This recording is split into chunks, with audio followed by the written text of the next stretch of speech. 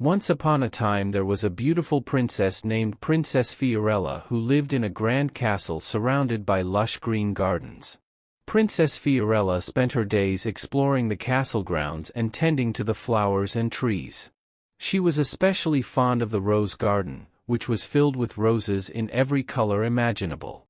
One morning, Princess Fiorella was checking on her roses when she noticed a trail of tiny ants marching in a line up one of the rose stems.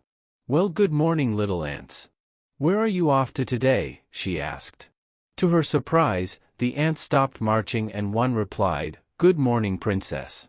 We're carrying food back to our anthill to feed our queen and colony." Princess Fiorella was shocked that she could understand what the ants were saying. She discovered that she could talk to all kinds of bugs and insects.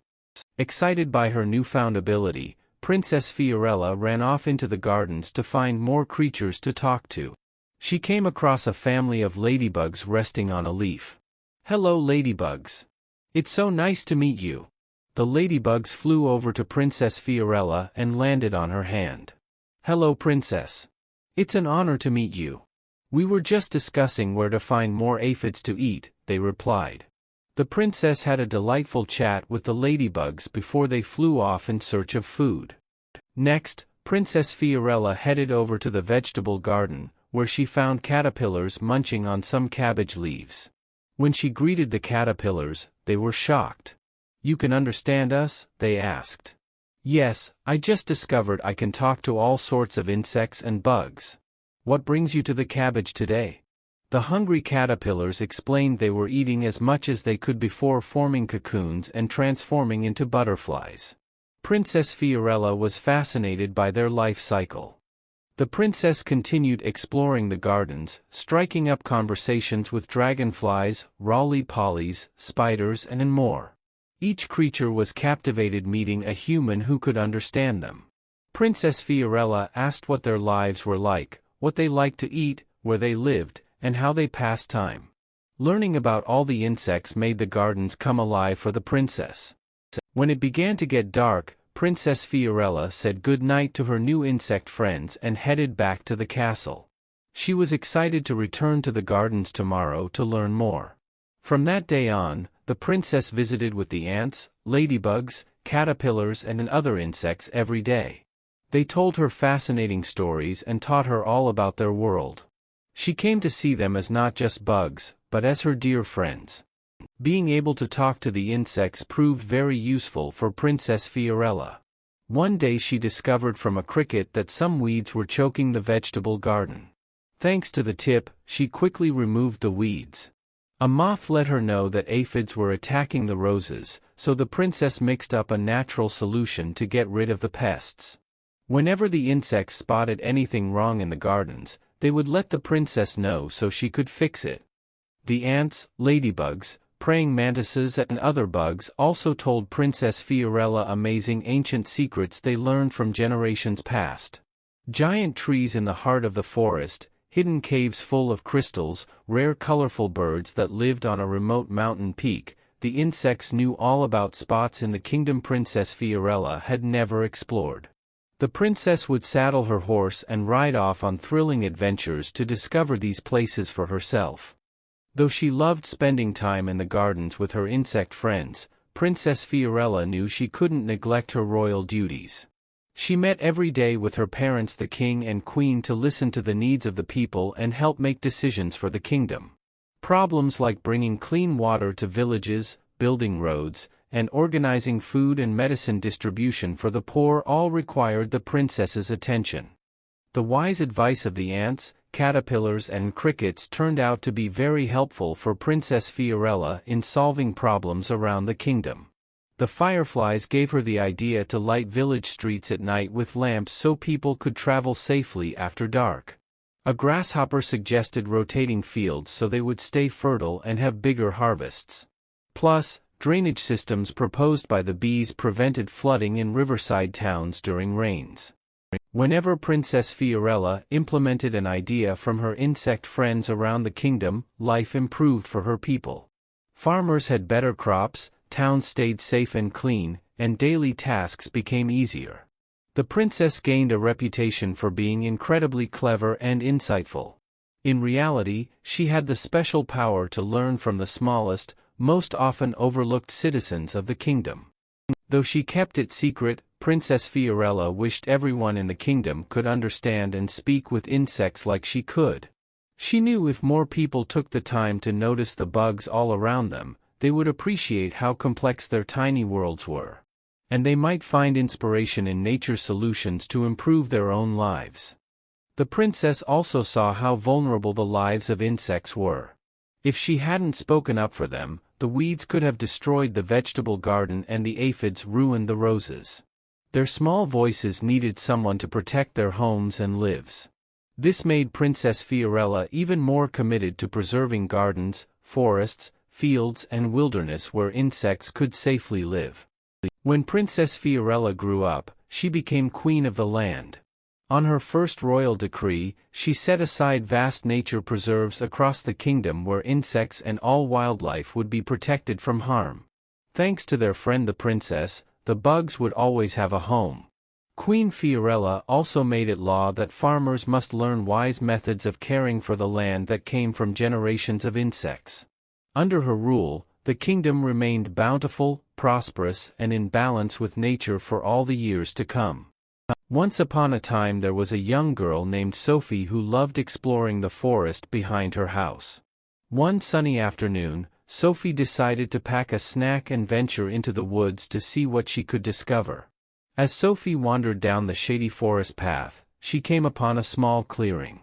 In the middle of the clearing stood the biggest, oldest tree Sophie had ever seen. Its trunk was wider than a car and its branches stretched far up into the sky.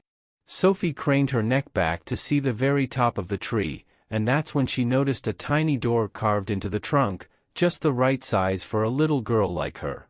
Sophie cautiously approached the tiny door and gave it a push. The little wooden door swung open easily, revealing a dark tunnel that seemed to lead straight through the center of the great tree. Sophie peered inside, but it was so dark she couldn't see where the tunnel went. She thought for a moment, then remembered the flashlight on her keychain. Clipping it to her shirt collar, she flicked on the light and stepped bravely into the tree trunk tunnel. The curved earthen walls were lined with thick, spongy moss that muffled Sophie's footsteps as she ventured deeper into the ancient tree.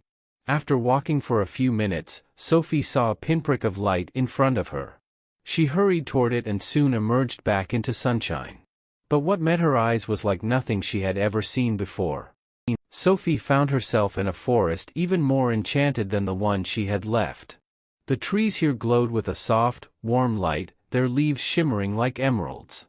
Tiny glowing fairies and butterflies flitted through the air. The birdsong sounded almost musical. Am I dreaming? Sophie wondered aloud. Just then, a lilting voice responded, "Oh no, you're very much awake, little one." Sophie whirled around to see a beautiful woman with long, flowing hair, sparkling wings, and a dress made of petals. "I'm Rosalina, the fairy queen of this forest," the woman said with a kind smile. "And we don't get human visitors very often. What brings you here?" Sophie explained about finding the small door in the tree and gathering her courage to see where it led. "I see," said Rosalina thoughtfully. "The ancient tree you discovered is a portal between the human world and our fairy forest. Only those who are brave and believe in magic can pass through it." Sophie's eyes grew wide with wonder. "A real portal to a fairy world? Can you show me around your magical forest?" Sophie asked eagerly. "I want to see everything."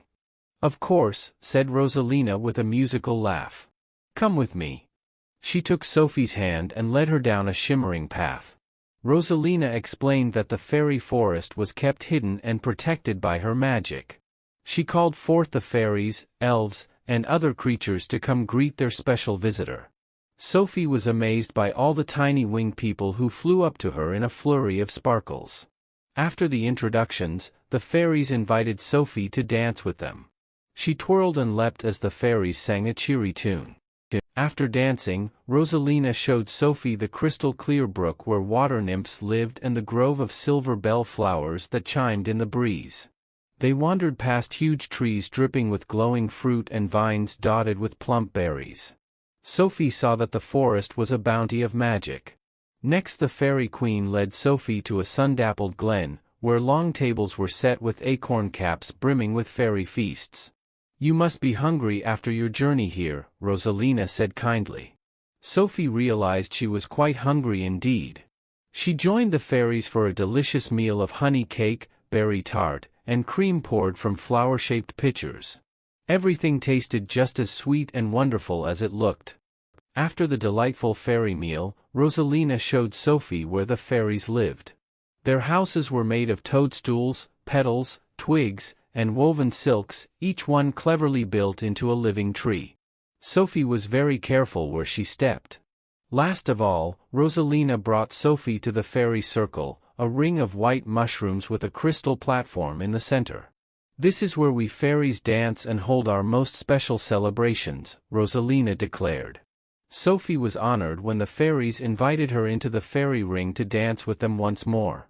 The sun soon started to set, turning the fairy forest into a landscape of violet and gold. "I should get home for dinner," said Sophie reluctantly. She didn't want this magical day to end. "Not to worry," said Rosalina. "Time passes more slowly here in our fairy home. You can return again soon." She escorted Sophie back to the ancient tree portal. "Thank you for everything," said Sophie. Rosalina replied, "The magic is within you. All you have to do is believe." With that, she waved her hand and suddenly Sophie was back in the forest she knew. Sophie stepped out from the soaring tree and back into the woods near her home. She turned to look at the towering trunk and the tiny door she had passed through into a fairy realm. Sophie gently ran her hands over the bark, feeling the hum of magic under her palms. She knew this wasn't the last time she would visit Rosalina's fairy forest. As Sophie walked home under the setting sun, she held fast to the fairy queen's words. If she just believed, maybe a touch of magic could follow her everywhere. And Sophie now knew without a doubt that the world held so much more wonder than she had ever imagined.